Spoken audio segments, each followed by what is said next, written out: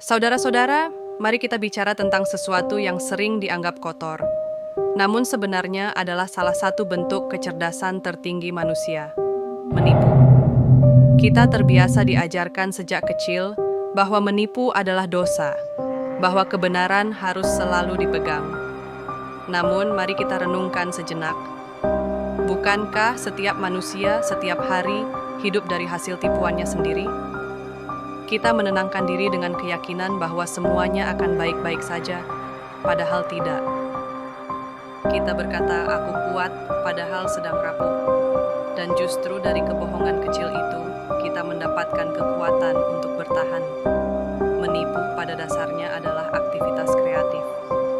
Ia adalah tindakan menciptakan realita baru yang sama sekali berbeda dari yang lama.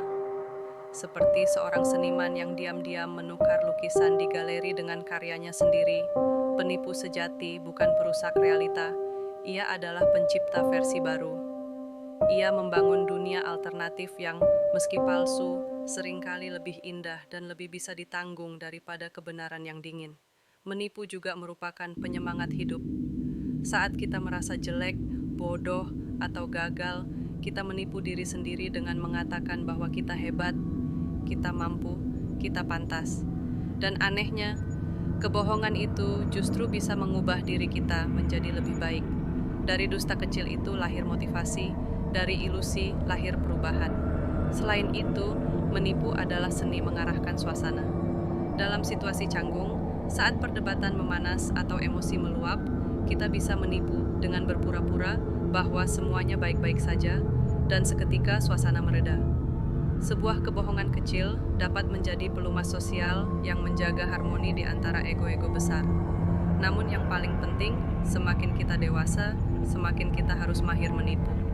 Bukan untuk menindas, tapi untuk bertahan. Karena manusia tidak suka realita. Realita seringkali terlalu menyakitkan, terlalu telanjang untuk ditatap lama-lama. Kematangan bukan hanya tentang menerima kebenaran, tetapi juga tahu kapan harus memolesnya agar bisa diterima oleh hati yang rapuh. Dan kelak, ketika kita menjadi orang tua, kita pun akan menipu dengan alasan yang mulia. Kita akan berkata kepada anak kita bahwa semuanya baik-baik saja, padahal dunia sedang berantakan. Kita menipu bukan karena jahat, tapi karena ingin melindungi, agar mereka tumbuh tanpa trauma, agar mereka punya waktu menikmati masa kecil sebelum belajar bahwa dunia tidak selalu ramah. Jadi, jangan buru-buru mengutuk kebohongan. Kebohongan yang bijak adalah alat seni, cara bertahan, bahkan wujud kasih sayang. Dunia ini tidak selalu membutuhkan kejujuran yang brutal. Kadang ia butuh ilusi yang indah agar kita semua bisa terus melangkah tanpa kehilangan harapan. Karena terkadang hanya lewat menipu, kita bisa menciptakan realita yang cukup lembut untuk tetap kita tinggali.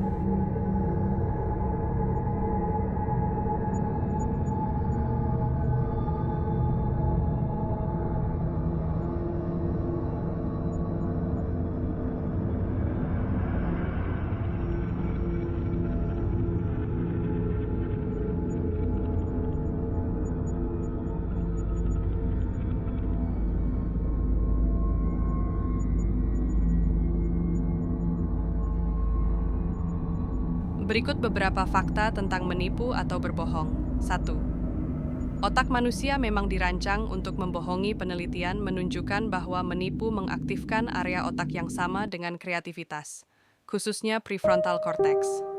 Artinya, saat seseorang berbohong, otaknya bekerja keras merancang versi realita yang tetap terlihat masuk akal. Jadi, seorang pembohong ulung sebenarnya juga seorang seniman kognitif yang efisien. 2. Semakin sering berbohong, semakin mudah melakukannya. Neuroscience menemukan bahwa setiap kali seseorang berbohong, amigdala, bagian otak yang memicu rasa bersalah, bereaksi lebih lemah di kebohongan berikutnya. Ini disebut desensitisasi moral. Dengan kata lain, otak manusia bisa dilatih untuk tidak merasa bersalah ketika menipu, selama motifnya dianggap dapat dibenarkan. 3. Kebohongan kecil menciptakan rasa aman sosial. Dalam psikologi sosial, ada istilah prosocial lying, kebohongan yang tujuannya baik. Contohnya, memuji masakan teman yang sebenarnya gagal. Otak penerima kebohongan seperti ini justru mengeluarkan dopamin karena merasa diterima dan disukai. Jadi kadang kebohongan putih itu literalnya bikin bahagia. 4. Kebohongan dan empati saling berkaitan. Ironisnya, orang yang pandai menipu sering juga memiliki empati tinggi. Mereka mampu memahami emosi orang lain, hanya saja mereka menggunakan pemahaman itu untuk membentuk persepsi. Ini disebut cognitive empathy dan dipelajari banyak oleh ahli psikologi gelap karena juga digunakan oleh manipulator sosial. 5. Kebohongan efektif bukan yang paling pintar, tapi yang paling konsisten. Menurut studi komunikasi, manusia cenderung percaya pada orang yang selalu terlihat yakin, bukan yang selalu benar. Jadi, kepercayaan dibangun dari stabilitas perilaku, bukan akurasi fakta. Inilah mengapa banyak manipulator sukses tampak begitu meyakinkan. Mereka percaya sepenuhnya pada kebohongannya sendiri. 6. Berbohong pada diri sendiri itu bentuk sihir psikologis. Istilah ilmiahnya, self-deception. Ini bukan kebohongan biasa, melainkan sistem pertahanan mental.